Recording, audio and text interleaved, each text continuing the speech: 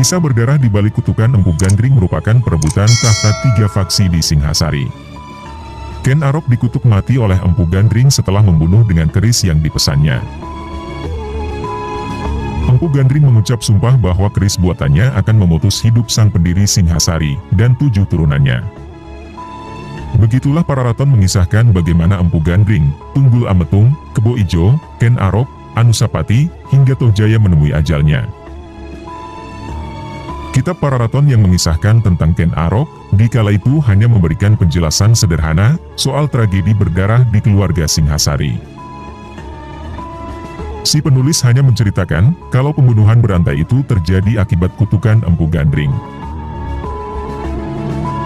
Namun di baliknya, menurut Dwi Cahyono, pengajar sejarah Universitas Negeri Malang, pertumpahan darah di singgasana Singhasari bukan cuma persoalan balas dendam.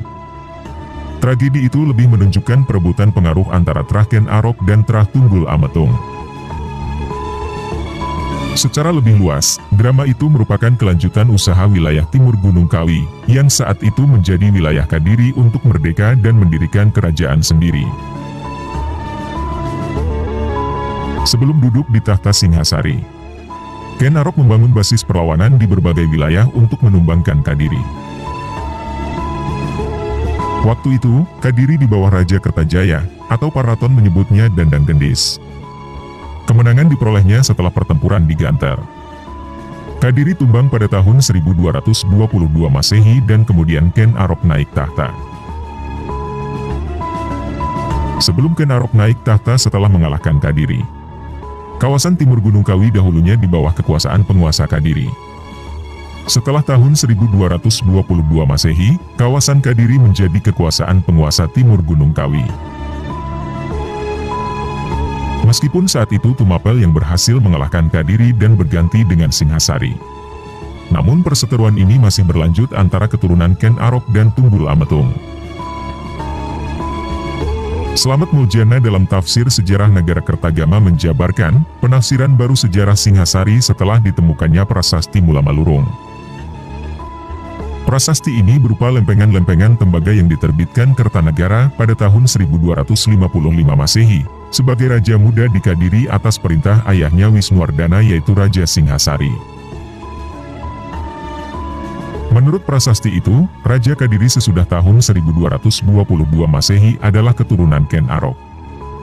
Mereka adalah Batara Parameswara atau Mahisa Wungateleng, Gunung Baya atau Agni Baya, dan Tohjaya. Mahisa Wungateleng merupakan putra Ken Arok dengan Ken Dedes. Penobatannya sebagai penguasa di Kadiri membuat iri Anusapati, anak tiri Ken Arok, keturunan Ken Dedes dengan Tunggul Ametung. Sebelum diberi bocoran Ken Dedes kalau dia anak tiri, dia selalu menganggap dirinya lah putra sulung Ken Arok. Itulah yang menurut Slamet Muljana menjadi keluhan Anusapati kepada ibunya, Ken Dedes. Saat itu Anusapati bertanya kepada Ken Dedes, "Ibu, saya ingin bertanya, apa sebab ayahanda kalau melihat kepadaku berbeda tampaknya dengan saudara-saudara yang lain? Apalagi dengan putra ibu muda Tohjaya, semakin berbeda pandangan ayah?" tanya Anusapati suatu hari pada Ken Dedes. Namun kisah dalam para raton itu terlalu kekanak-kanakan. Pasalnya tidak dijelaskan di sana latar belakang politik dari pertanyaan Anusapati.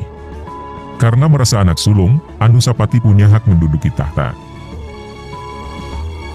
Namun setelah tahu anak tiri Ken Arok, dia pun balas dendam atas kematian ayahnya yaitu Tunggul Ametung, sekaligus merampas kekuasaan. Kesumatnya terlampiaskan. Ken Arok tewas di tangan orang dari batil kiriman Anusapati, yang kala itu berhasil ditusuk dengan keris Empu Gandring. Sepeninggal Ken Arok pada tahun 1227 Masehi, Anusapati dinobatkan menjadi penggantinya di Singhasari. Singhasari pun dibelah dua, yaitu Kadiri di bawah Mahisa Wungateleng dan Singhasari di bawah Anusapati. Prasasti Mula Malurung tidak menyinggung nama Anusapati, begitupun tidak menceritakan tentang bagaimana dia mangkat. Karenanya Slamet Muljana menjamin, tokoh itu tidak dibunuh Tohjaya dengan keris Empu Gandring. Pasalnya Tohjaya adalah pengganti Raja Gunung Baya di tahta Kadiri. Artinya Tohjaya tidak menggantikan Anusapati sebagai Raja Singhasari seperti yang diceritakan di dalam kitab Pararaton. Kalaupun keterangan di Pararaton ada benarnya, yang ditikam keris oleh Tohjaya bukan Anusapati, tetapi Guningbaya. Pembunuhan itu pun bukan karena balas dendam, namun lebih kepada ingin merebut kekuasaan. Tohjaya punya anggapan dia memiliki hak yang sama seperti saudara-saudaranya. Hanya saja menurut Pararaton, dia dilahirkan dari selir, Ken Umang. Jika kemudian serat Pararaton menyebut nama Tohjaya sebagai penguasa berikutnya di Singhasari, negara Ketagama tidak demikian. Barangkali karena Panji Tohjaya tidak mempunyai sangkut paut dengan dinasti raja di Majapahit. Selama memerintah di Kadiri pun, Tohjaya tidak tenang. Dia diliputi ketakutan dan curiga kepada keponakan-keponakan tirinya, yaitu Ranggawuni putra Anusapati, dan semakin lama menjadi kian rumit. Paling tidak saat itu ada 3 faksi yang sedang berebut ingin naik kursi pimpinan. Faksi-faksi itu makin terlihat setelah Ken Arok mati. Terah Tunggul Ametung yang dulunya menjadi bawahan Kadiri untuk beberapa saat, mengambil alih pengaruh di Singhasari lewat Anusapati. Sepertinya ini keberhasilan orang-orang Tunggul Ametung, kekuatan Tunggul Ametung tampil lagi setelah Anusapati naik tahta. Sebagai anak Tunggul Ametung, kepentingan Panjalu masih terbawa. Begitu juga ketika Tohjaya di Kadiri akhirnya dimusnahkan 2 keponakan tirinya, yaitu Ranggawuni dan Mahisa Campaka. Dengan demikian separuh waktu kerajaan Singhasari dihabiskan dengan perpecahan keluarga. Kata damai mungkin baru mulai muncul ketika Wisnuwardana naik tahta, pada tahun 1248 Masehi. Pararaton menjelaskan persekutuan antara Ranggawuni dan Mahisa Campaka sebagai 2 ular dalam 1 liang. Ranggawuni yang kemudian bergelar Wisnuwardana, memerintah bersama-sama dengan Mahisa Campaka yang menjadi Ratu Angabaya, atau pembantu utama raja, dengan gelar Narasinghamurti. Kondisi perpecahan Singhasari baru stabil ketika di bawah kepemimpinan Wisnuwardana dan putranya, Kertanegara.